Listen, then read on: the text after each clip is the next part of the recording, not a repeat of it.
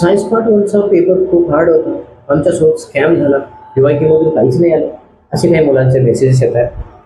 आणि काही मुलं म्हणतात सर तुम्ही PYQ करायला सांगितलं, एक्सरसाइज क्वेश्चन करायला सांगितलं, आम्ही ते केलं पण PYQ मधलं काहीच नाही. त्यांच्यासाठी हा व्हिडिओ. टोटल पेपर हा PYQ वरच होता. PYQ चेच क्वेश्चन विचारले गेले होते या पेपरमध्ये. आणि ते कसं मी तुम्हाला ते पण सांगणार आहे, पेपर दाखवणार आहे, क्वेश्चन दाखवणार आहे, क्वेश्चन वाईज कधी कुठल्या इयरमध्ये तुम्ही विचारला गेलेला ते पण मी तुम्हाला सांगणार आहे. आणि शेवटी उद्याचा प्लॅनिंग जो सायन्स पार्ट 2 साठी काय काय करायचंय ते पण मी तुम्हाला सांगणार आहे. ओके, तर मग हे पहा, पेपर बघूया. ओके, तर मग हे पहा, आपला पेपर आहे 26 मार्च 26. फर्स्ट क्वेश्चन जुलै 22 मधून ॲज इट इज आलेला होता. सेकंड क्वेश्चन जर आपण बघितलं, second question July 24 as it is विचारला गेला होता. आणि हा थर्ड जो आहे ऑब्जेक्टिव्ह जुलै 21. जुलै 21 मध्ये विचारला गेलेला फक्त 100च्या ठिकाणी करंट लिहिलेले फक्त व्हॅल्यूज दिलेल्या नव्हत्या. आणि तिथं विचारलेलं होतं करंट, इथं करंट दिलेले, आय दिलेले, what is the formula of heat. तर हीटचा फॉर्म्युला इथं आहे, त्याला हीटचा फॉर्म्युला लर्न होता. किंवा त्यांनी हे PYQ जर केले असते, जुलै 21चे PYQ केले असते तर हा सम तो इझिली सॉल्व्ह करू शकला असता. हा सुद्धा PYQचा क्वेश्चन आहे. आणि हा जो क्वेश्चन आहे refractive index of diamond is, हा तुम्हाला नवीन वाटतो तरी हा पण जुलै 23 मध्ये क्वेश्चन विचारला गेला होता. फक्त हा क्वेश्चन थोडा वेगळ्या पद्धतीने विचारला गेला. तो कसा, dash dash has the highest refractive index. मग त्याच्यामध्ये खाली ऑप्शन दिलेले होते, एअर होता, वॉटर होता, मग डायमंड वगैरे असं दिलेले होते. त्यामध्ये डायमंड तुम्ही बुकमध्ये बघितलं तर डायमंड ही व्हॅल्यू आहे. मग ते क्वेश्चन जर केला असता तर तुम्ही याच्या रिलेटेड ही व्हॅल्यू रीड केलीच असते. त्यामुळे हा सुद्धा PYQ मधला क्वेश्चन आहे. आणि हा क्वेश्चन हा क्वेश्चन तर खूप इझी आहे, नॉर्मल ह्युमन आहे. हा PYQ मध्ये मे बी जुलै 25चा असेल, इथं मी मेन्शन नाही केलं, पण हा पण इझीच आहे. हा तर आपण नॉर्मली रीड केलेला क्वेश्चन आहे. आणि next one find odd one out मध्ये हा जो क्वेश्चन आला होता तो मार्च 23 मध्ये विचारला होता. मार्च 23 मध्ये कसा आला होता, फिजिकल चेंज आणि केमिकल चेंज मध्ये डिफरन्शिएट करायचा होता. त्यामुळे यात केमिकल चेंज कुठले आणि फिजिकल चेंज काय त्यावर आपण ऑड वन आउट काढू शकतो. आणि नेक्स्ट वन मार्च 23 मास आणि वेट, मार्च 22 मध्ये मास आणि वेटचा डिफरन्स विचारला होता. जेव्हा आपण डिफरन्स लर्न करतो त्या टाइमला त्याचं युनिट काय हे सुद्धा आपण लर्न केलेलंच असतं. म्हणून वेटचा युनिट हा न्यूटन, म्हणजे हा सुद्धा PYQ क्वेश्चनच आहे. आणि सेकंड वन आता ॲनोमॅलस बिहेवियर वॉटरचं बऱ्याच वेळा क्वेश्चन विचारलेलं आहे, तरी मी इथं लिहिलेले जुलै 24 मध्ये ॲनोमॅलस बिहेवियर ऑफ वॉटरवरती क्वेश्चन आला होता. त्यामध्ये तुम्ही सांगू शकता 4 डिग्री सेल्सिअसला व्हॉल्यूम वॉटर मॅक्सिमम असतं का मिनिमम असतं, त्यामुळे याचा आन्सर फॉल्स आहे. हे पण PYQ क्वेश्चन आहे. आणि हा तर एकदम लॉजिकल क्वेश्चन आहे, यात काही असं काही हार्ड नाहीये. हा PYQ मधला नाहीये, पण हा काही खूप हार्ड पण क्वेश्चन नाहीये. आणि हा जो आहे what is the wavelength of violet ray and dispersion of light. आता हा क्वेश्चन जुलै 25 मध्ये विचारला गेला होता. तुम्ही म्हणाल कसं, तर तिथं कोरिलेशन आलेलं, कोरिलेशन मध्ये हा क्वेश्चन विचारला गेला होता. आणि तुम्हाला जर हे सगळं काही जर असं वाटत असेल तर आपल्या जाधव ट्युटोरियल चॅनलवर प्लेलिस्ट बनवलेली आहे, सेपरेट चॅप्टर वाईज प्लेलिस्ट बनवली आहे. तुम्ही जर तिथं जाऊन जरा बघितला तर तुम्हाला सगळे क्वेश्चन दिसतील. ओके, नेक्स्ट पाहूया. आता क्वेश्चन नंबर 2 मध्ये, क्वेश्चन नंबर 2 सायंटिफिक रिझन मध्ये आहे. तुम्हाला सांगितलेलं की एक्सरसाइज PYQ मधले क्वेश्चन असतातच असतात. आता हा जुलै 29 मधला हा क्वेश्चन आहे. जुलै 29 मध्ये हा विचारला गेला होता, न्यू रिझन मध्ये आलेला आहे. हा मार्च 22 मार्च 25 मध्ये विचारला गेलेला क्वेश्चन आहे. आणि हा इव्हन एक्सरसाइज मधला सुद्धा क्वेश्चन आहे. हा सुद्धा एक्सरसाइज मधलाच क्वेश्चन आहे. म्हणजे गिव्ह रिझन हे एक्सरसाइज मधूनच येतात आणि ते पण PYQच विचारलेले. इथं सुद्धा दोन्ही क्वेश्चन PYQचेच होते. आता second one solve the following question, म्हणजे क्वेश्चन नंबर B आहे सेकंडचा. त्यामध्ये व्हॉट इज मीन बाय आग, गिव्ह 2 एक्झाम्पल्स. आता हा क्वेश्चन तुम्हाला वाटत असेल की कधीच नाही आला, पण आलेला आहे. मार्च 22 मध्ये हा क्वेश्चन कसा विचारला होता, राईट डिस्क्राईब अबाउट अलॉय. मग त्यामध्ये आपण अलॉयची डिफाईन लिहितो, त्याचे एक्झाम्पल्स लिहितो. त्यामुळे हा सुद्धा PYQ मधलाच क्वेश्चन आहे. आणि हा डिस्टिंग्विश बिटवीन ऑक्सिडेशन आणि रिडक्शन, त्याच्यावरती redox reaction, oxidation reaction, reduction reaction असे क्वेश्चन जुलै 22 जुलै 24 आणि जुलै 25 मध्ये आलेले क्वेश्चन आहेत.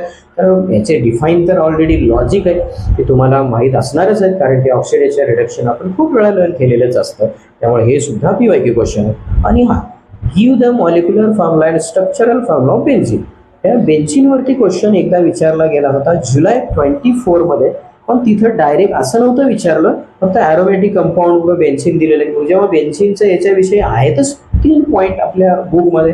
बेन्झिन आहे, बेन्झिनचं मॉलिक्युलर फॉर्म्युला आहे आणि स्ट्रक्चर आहे. जसं C6H6 आहे, C6H6 आहे. जेव्हा आपल्याला मॉलिक्युलर फॉर्म्युला माहीत असतो तेव्हा स्ट्रक्चर फॉर्म्युला आपण ते बघितलेले आहेत. मॉलिक्युलर फॉर्म्युला दिला तर स्ट्रक्चर कसे लिहायचे, त्यामुळे हा सुद्धा क्वेश्चन PYQ बेसच आहे.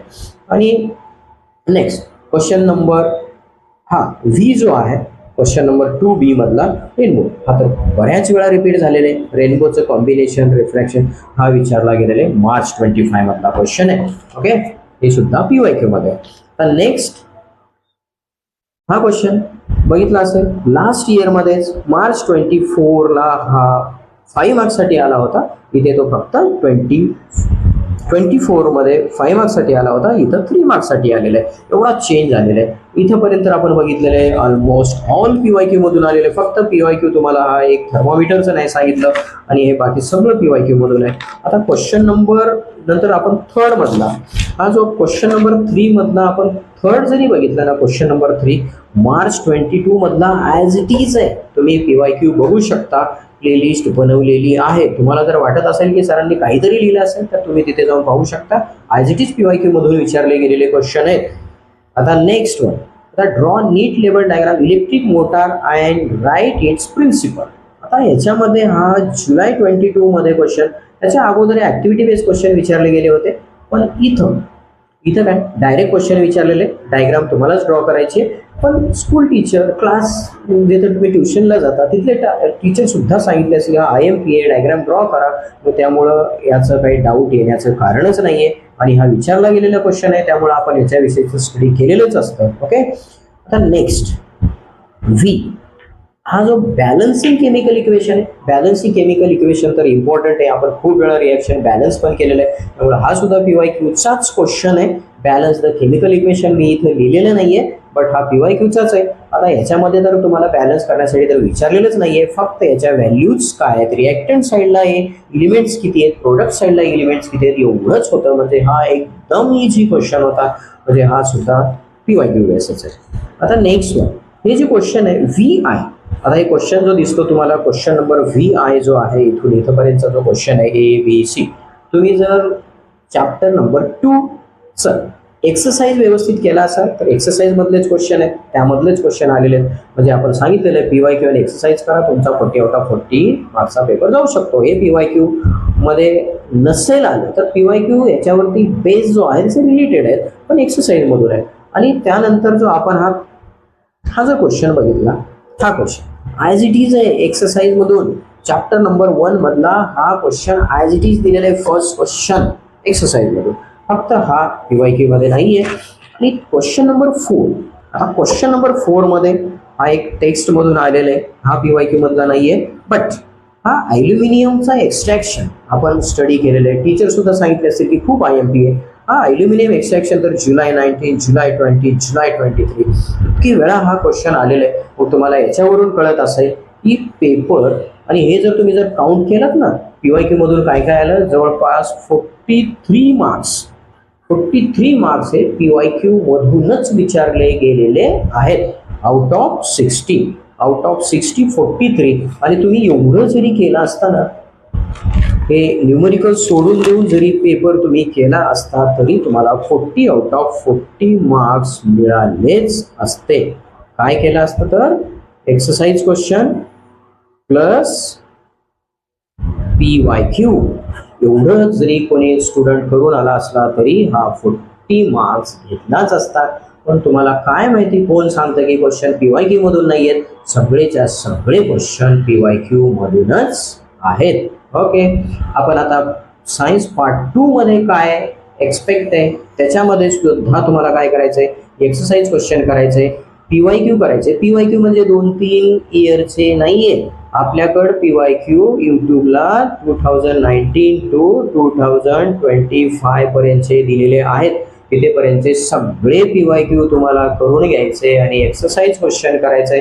चॅप्टर वाईज PYQ दिलेले आहेत, त्यामुळे व्यवस्थित प्रिपरेशन करा. कोणी काही सांगितलं म्हणून अशी धावपळ करू नका. 19 पासून 25 चे सगळे PYQ एक्सरसाइज आणि तुम्हाला जे इझी वाटतात ते लेसन परफेक्ट करा. आणखी सगळ्यात महत्वाचा चॅप्टर नंबर सायन्स पार्ट 2 मध्ये चॅप्टर नंबर 3 ऑल त्याच्यामधला एक ना एक पॉइंट करायचंय, खूप इम्पॉर्टंट आहे. 5 मार्क्सचा क्वेश्चन चॅप्टर नंबर 3 मधून येऊ शकतो. ओके, आणखी काही जर डाऊट्स असतील, काही IMP पॉइंट पाहिजे असतील तर त्याच्यासाठी तुम्ही कमेंट करा.